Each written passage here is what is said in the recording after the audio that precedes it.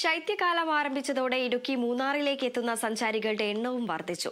മഴക്കാലം എത്തിയതോടെ സഞ്ചാരികളുടെ വരവ് കുറഞ്ഞ മൂന്നാറിന്റെ ടൂറിസം മേഖല വരാൻ പോകുന്ന ക്രിസ്തുമസ് ന്യൂ ഇയർ ആഘോഷങ്ങളുടെ വലിയ പ്രതീക്ഷയോടെയാണ് നോക്കിക്കാണുന്നത്. മഴ മാറി മാനം തെളിഞ്ഞതോടെ പരന്ന കാഴ്ചകൾ മൂന്നാറിന് കൂടുതൽ ഭംഗി നൽകുന്നുണ്ട്.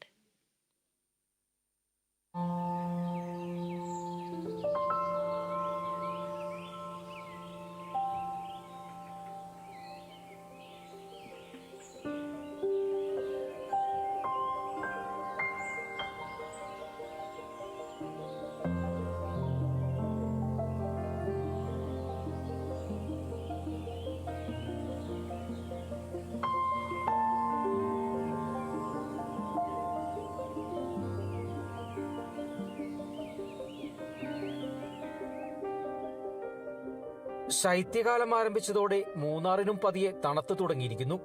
കാർമേഘം പൂർണ്ണമായി നീങ്ങാത്തതിനാൽ മുൻകാലങ്ങളെ അപേക്ഷിച്ച് പ്രഭാതങ്ങൾക്കൊരൽപ്പം കുളിര് കുറവുണ്ടെങ്കിലും തെളിഞ്ഞ ആകാശവും താഴെ പരന്ന കാഴ്ചകളും തീർക്കുന്ന വശ്യമനോഹരതയ്ക്ക് തെല്ലും കുറവില്ല. പുൽനാമ്പുകളിൽ മഞ്ഞിൻ കണങ്ങൾ പറ്റിപ്പിടിച്ചു തുടങ്ങിയിരിക്കുന്നു. വരും ദിവസങ്ങളിൽ താപനില വീണ്ടും താഴുകയും ശൈത്യമേറുകയും ചെയ്യുമെന്നാണ് പ്രതീക്ഷ. മൂന്നാറിലേക്കെത്തുന്ന സഞ്ചാരികളുടെ എണ്ണവും വർദ്ധിച്ചിട്ടുണ്ട്. ക്രിസ്തുമസ് പുതുവത്സരാഘോഷങ്ങൾ മുമ്പിൽ കണ്ട് സഞ്ചാരികളെ വരവേൽക്കാൻ മൂന്നാറിലെ റിസോർട്ടുകളും ഹോം സ്റ്റേകളും ഹോട്ടലുകളും ഒരുങ്ങിക്കഴിഞ്ഞു. ഈ തണുപ്പ് കൂടിയതനുസരിച്ച് നമുക്ക് വിനോദസഞ്ചാരികളുടെ ഒഴുക്കും കൂടിയിട്ടുണ്ട്. ഒക്ടോബറിൽ ഒരല്പം മന്ദഗതിയിൽ തുടങ്ങിയ ബിസിനസ് ഇപ്പോൾ നവംബറിലും ഡിസംബറിലും ഇപ്പോൾ വളരെ പീക്കായിട്ട് പോകുന്നുണ്ട്. ഈ തണുപ്പ് ആസ്വദിക്കാൻ വേണ്ടി പ്രത്യേകിച്ച് ഇപ്പോൾ വെക്കേഷൻ തുടങ്ങുന്നതിന് മുമ്പ് തന്നെ നമുക്ക് ടൂറിസ്റ്റുകളുടെ നല്ല ഫ്ലോ മൂന്നാറിലേക്ക് വരുന്നുണ്ട്. ഈ ഒരു ഫ്ലോ നമ്മളൊരു ജാനുവരി ഫെബ്രുവരി വരെ കൂടി പ്രതീക്ഷിക്കുന്നുണ്ട് മൂന്നാറിലേക്ക്. മഴക്കാലം എത്തിയതോടെ കഴിഞ്ഞ ജൂൺ മാസം മുതൽ മൂന്നാറിലേക്ക് എത്തുന്ന സഞ്ചാരികളുടെ വരവ് കുറഞ്ഞിരുന്നു. ഇത് വ്യാപാര മേഖലകൾക്കുൾപ്പെടെ വരുമാനക്കുറവിന് ഇടവരുത്തിയിരുന്നു. വിനോദസഞ്ചാര മേഖലയുമായി ചേർന്ന് വരുമാനം കണ്ടെത്തുന്ന ആളുകളും പ്രതിസന്ധി നേരിടുകയായിരുന്നു.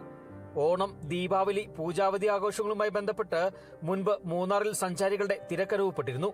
ഇതിനുശേഷമാണിപ്പോൾ മൂന്നാറിൽ വിനോദസഞ്ചാര സീസൺ ആരംഭിച്ചിട്ടുള്ളത്. വിദേശ വിനോദസഞ്ചാരികളും കേരളത്തിനകത്തു നിന്നും പുറത്തുനിന്നുമുള്ള സഞ്ചാരികളും മൂന്നാറിലേക്ക് എത്തിത്തുടങ്ങിയിട്ടുണ്ട്. ശൈത്യമേറുന്നതോടെ കൂടുതൽ സഞ്ചാരികൾ എത്തുകയും ക്രിസ്തുമസ് പുതുവത്സരകാലത്ത് മെച്ചപ്പെട്ട വരുമാനം ലഭിക്കുകയും ചെയ്യുമെന്ന പ്രതീക്ഷയാണ് മൂന്നാറിന്റെ വിനോദസഞ്ചാര മേഖലയ്ക്കുള്ളത്. Bineesh Antony, Kerala vision news, Idukki.